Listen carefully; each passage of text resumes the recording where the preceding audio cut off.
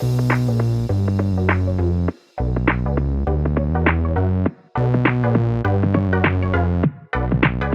welcome everybody to another episode of Chris and Dave's Reality TV Cast. I'm one of your hosts, Chris, and my co-host, and he's still my friend, is Dave. Hey there, Chris, and hello to our listeners out there. Welcome to Chris and Dave's Reality TV Cast. We are covering Love Island UK Season 9, Episode 22. I think I know the answer, but Chris, where would you like to start today?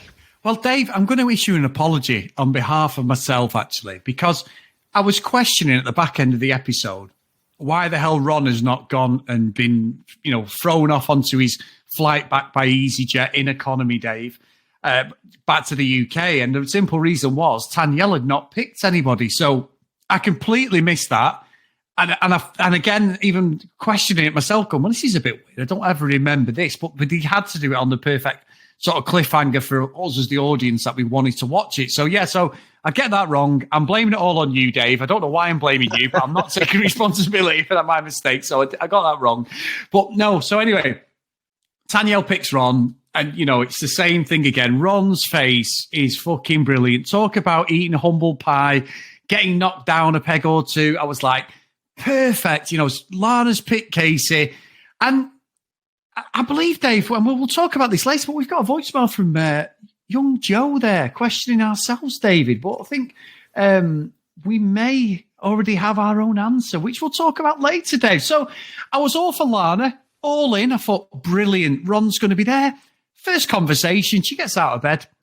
I think I've made a mistake. I'm like, oh, for fuck's sake. I was like, if that meme could have been where the guy jumps out the building in the office meeting, Dave, that was me. I'm like, fuck off. I am out again, Dave. What a waste of everyone's time. No, should we play the voicemail now or later? Oh, Dave, play it right now. Play it right now, my friend. Let's do it. You two clowns are so cynical this year. I'm usually very cynical, but I cheered when Lana picked Casey, and I think it's going to be forever. I think that finally we've got a girl on there who's actually got a little bit of self-respect. And maybe, guys, she has gone, I don't want to be treated like that bell end treats me. And there's a new lovely man come in who's been very nice and sweet to me, and I really like him.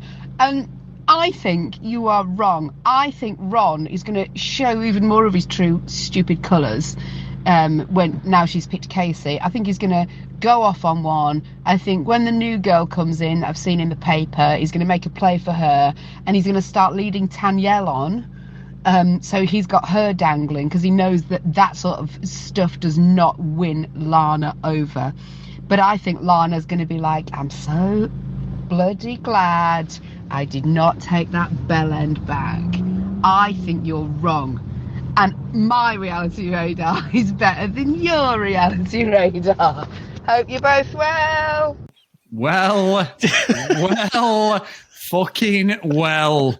There is a reason the reality radar is my baby, Dave. It's my trademark. And I can't take all the credit because you are involved. The Castlemorians got this one right. But Joe there, Dave, she absolutely wore a heart on her sleeve. She went in on us. It's probably the first time we've actually got one over on her, but that's not the point. I am taking the victory, and I'm going to bring a new shirt out simply saying Chris was right. So, underneath, disclaimer for the first time ever. But no, look, I am so... The way this is framed, the whole way the producers have led us for nearly 3 weeks of this fucking bollocks on a couple nobody cares about, and then we all had sympathy for Lana. And now I'm just like, I don't care what happens between any of us. I don't care if Ron gets with someone in Castle or if you. I don't care. And Lana, Dave, so silly. Poor Casey's just getting played like a fiddle there. I mean, what I will say is, so Joe did a message halfway through the episode. It's like, I don't think my voicemail's going to age very well. But she is right. I mean, we are a fucking pair of cynical old farts, and I think especially around this season. But even I thought, Chris, because we both said, look, she's going to end up back with Ron. I didn't fucking think in the next episode. It's ridiculous. I thought she might give Casey at least a week, but it was like straight away. And I agree with you. I'm like, come on, there are other people in the villa as well. They're like ramming it down our throats. They're trying to force this thing. And I think most people now are probably checked out. And it's like, look, Lana, I kind of felt sorry for you, but no one can help you here. You know what Ron is. And everyone's tried to advise you. Now, I think we've all been there, haven't we? When even though your head is saying one thing and your heart feels a different way, and so with the coupling, she's gone with that choice. She's gone with her head, but then straight away it just feels off. I mean, fucking hell! I don't think Casey could have done anything worse if he'd have given her a Dutch oven, in the in that first night in the bed. So yeah, it was just so bad. But oh my God, Chris, I've given Olivia some stick for getting out the pity party, but fucking Ron, I've said it before that he's treating this like a competition. And when Lana went over for a chat and he's just like, no, he didn't even say, can you give me a bit of time? He was just like, no. But then he walks over to Casey to discuss, you got to treat her right and stuff. It's like he's giving away like his favourite football or something. It's like it seems disrespectful to me. He's not treating Lana with agency, with her own kind of personality and stuff. It's just a massive fucking competition.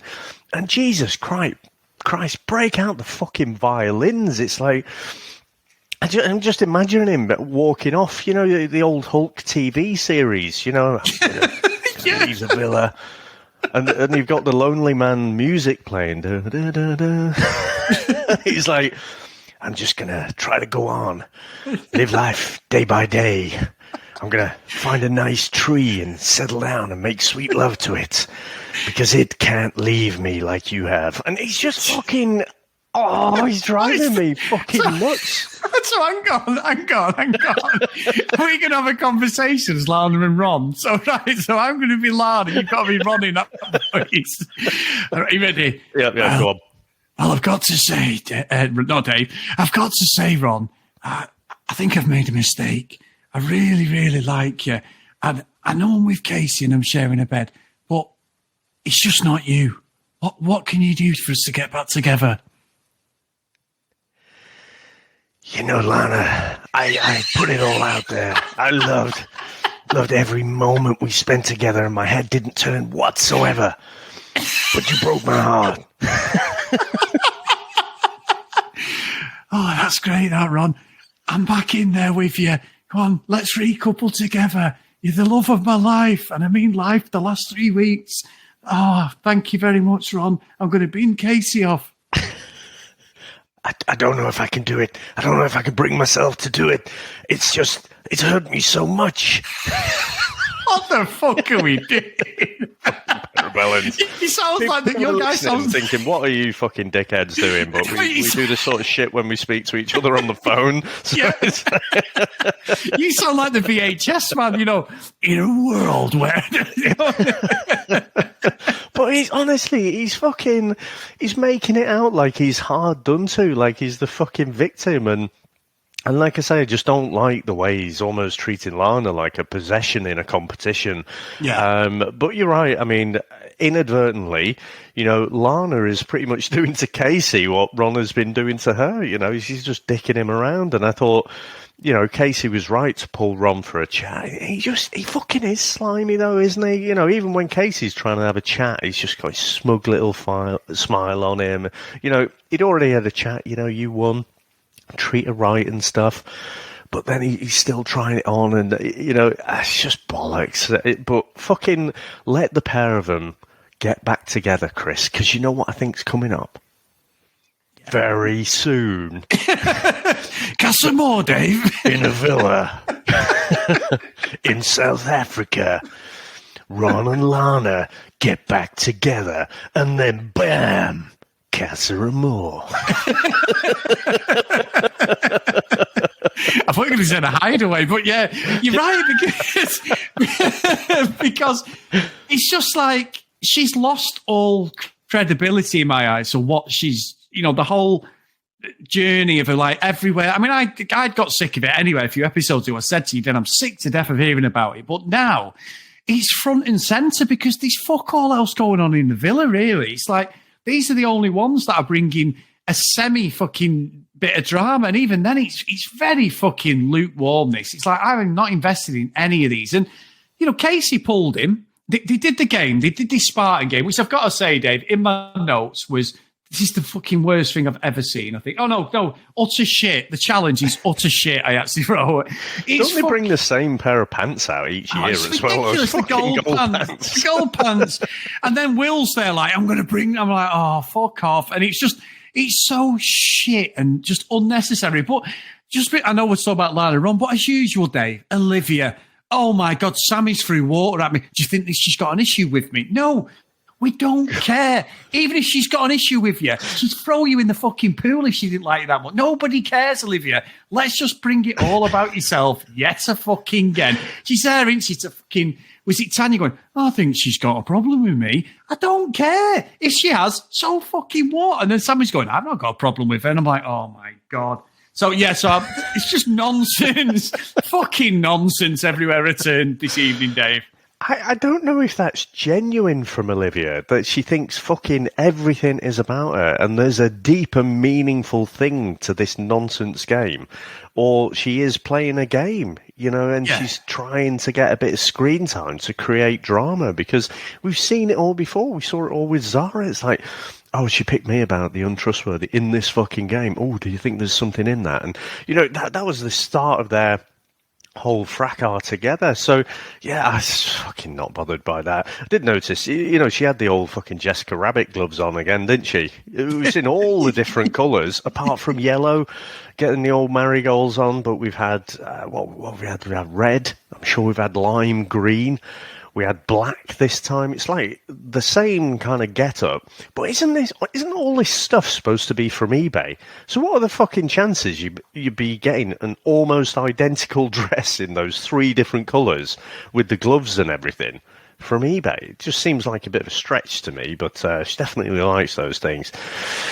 I tell you what I did like, Chris, is I quite like the chat between Tom and Sammy, where... they're they're early on in their relationship. But what I liked about it was, that, Sammy was saying, oh, she's bloody too hot and whatever, but she can't swim, so she can't just jump in the pool and stuff. And Tom actually offering to help her with swimming lessons. I thought that was quite nice. Yeah, she jumped in, didn't she? Having a laugh and just be normal. And look, there's no redemption really at the moment for Tom, is there? But he's done a few things, stepped up against Ron. That's definitely going to come back, Dave, because the first person Ron was talking to after Lana picked fucking Casey was Tom, Dave. I was like, get in there. This is definitely going to serve some shit. He was speaking to Tom, or was he speaking to Sammy, do you mean? I'm talking about, I've gone off on one here. I'm talking about Ron talking to Tom. Sorry. About what? About the situation with Lana. After we call him slimy, I've just completely gone off the case. Oh, got you.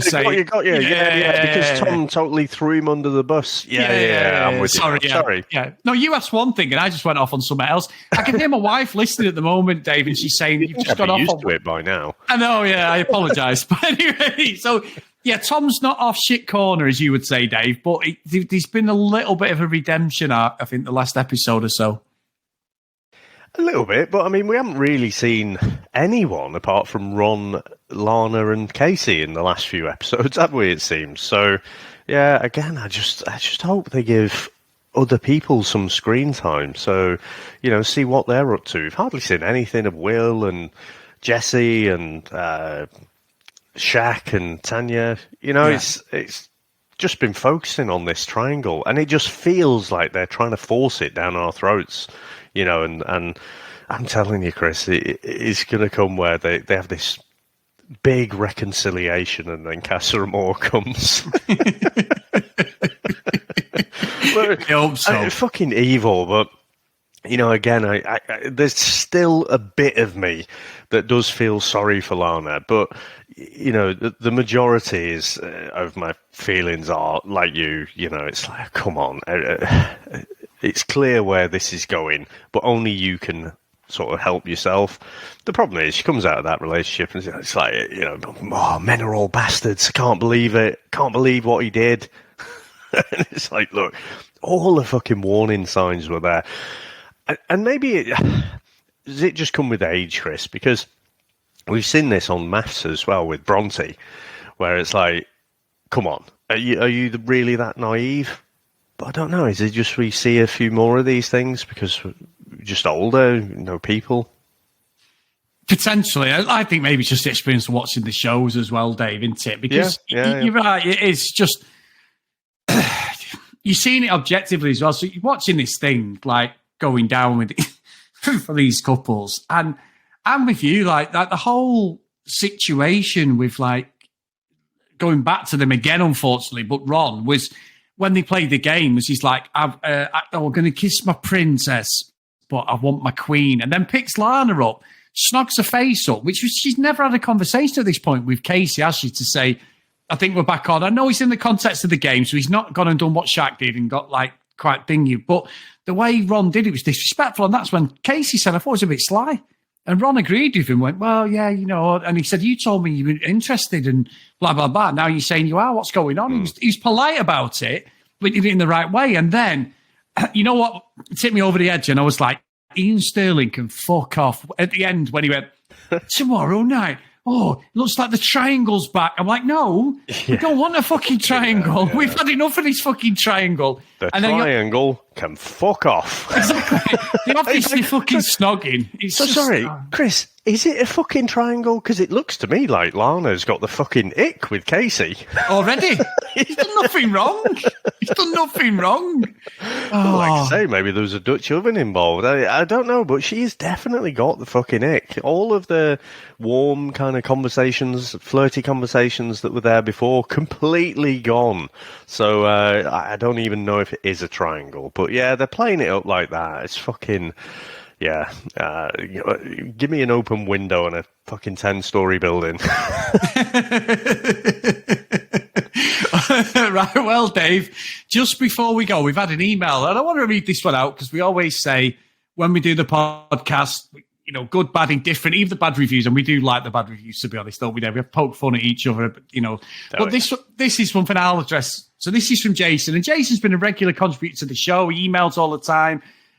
Different insight, and his last emails, I didn't agree with. He was mentioning about Tom and that, so he's replied to this one day. So I just want to address this as well. So he's put the head of his last email. There's probably been my last email because I don't feel my point of view was respected or acknowledged as valid on the last episode regarding Tom and the whole kissing Ellie incident. If the roles were reversed and Tom had said anything about or to Zara even 1/10 of the vitriol Zara said to him, there will be calls from both of you to evict him from the villa, or that he has gone too far and is toxic. On top of that, Zara and you as host were quick, and rightly so in my opinion, to point out that Tom and Olivia's history was all of about 10 minutes before Zara came into the villa. However, from the moment she coupled up with Tom, Zara became very possessive, got very amped up anytime someone was around him or even expressed interest in him. Far. But again, because Zara is female, she's allowed to get away with it. That's my point here. Did Tom do some foul things? Sure. But my second point is, in the grand scheme of things, it wasn't that big a deal, especially considering he had ended things with Zara the day before. In my eyes, Tom continues to be a decent guy, and he further proved it by his genuine concern and care for Lana. I'm fully willing to admit that he lied to Olivia and Zara about his actions towards Ellie, but I feel his argument that he owes them... his argument that he owes them nothing wasn't really heard. And as for Shaq and the guys, you have alluded to the fact that the other people are noticing he's playing a game and trying to be Mr. Nice Guy to win the approval of the public. I'm not surprised that Tom would not confide in him while in front of the rest of the guys. Bottom line, I'm still not convinced Tom is this terrible person who did a horrible, unforgivable thing. He just seems clueless half the time. Anyway, good luck with the podcast. I hope I can return to it in future series. So all I'll say to that, Jason, is I don't believe that we disrespected you, and I'll stand by that completely. We responded straight away. We just didn't agree with your point of view, and that's the whole point of having these emails. Many people call us out on this show, and sometimes we'll go, actually, they're correct, and we see it from their point of view. And other times we just don't agree with it. So I'm standing by what I said. I didn't agree with it. I thought Tom was being a bell end. But I've got complete respect for you sending the emails in, mate. So if you do want to carry on, listening to the podcast and send them in. It's not a problem at all. And that's the whole point of these shows. We're not the massive experts. We just talk about what we see and call out bad behaviour. That's exactly, in my opinion, what Tom was doing. So thank you for the email, mate. And we appreciate all your contributions over the last couple of years as well. Yeah, I'm trying to think of the girl's name now, who was screaming at Teddy. What's her name? I always forget her name. Faye, yeah. Pretty sure for several times we were calling for her to be chucked out. But like I say, yeah, just our opinions. Yeah, exactly. So thank you anyway. So as always, guys, please email us, cdrealitycast@gmail.com. If you want to follow us on social media, @cdrealitycast. Please get over to patreon.com/cdrealitycast if you want to support us a little bit more. Not Facebook. Did I say Facebook? Or patreon.com. I don't know what. I've lost it there, Dave. I don't know. I don't know. Yeah, he's on it now. I know you did. Even I wasn't. I'm the one saying it. So anyway, patreon.com/cdrealitycast. And it's Chris and Dave's Reality TV Cast on Facebook, guys. So thank you so much. Now, today's roll call of honour is Emma, Fiona, Cassie, Megan, Kate, Maggie, Kristen, Zoe, Gillian, Michelle, Keith, Helen, Brianna, Noreen, Joanna, Libby, Katie, Dee Dee, Priscilla, Susan, Hennessy, Tracy, Lauren, Lucky Lugan, and Ken Gustafsson. And welcome back to our good friend Noreen, Dave, who's back on the Patreon list. So thank you so much, Noreen, for signing back up. We really appreciate it. That is awesome, mate. So thank you very much, sir. Thanks to everyone out there for listening. Thanks to everyone who supports us. And we'll speak to you next time. Bye.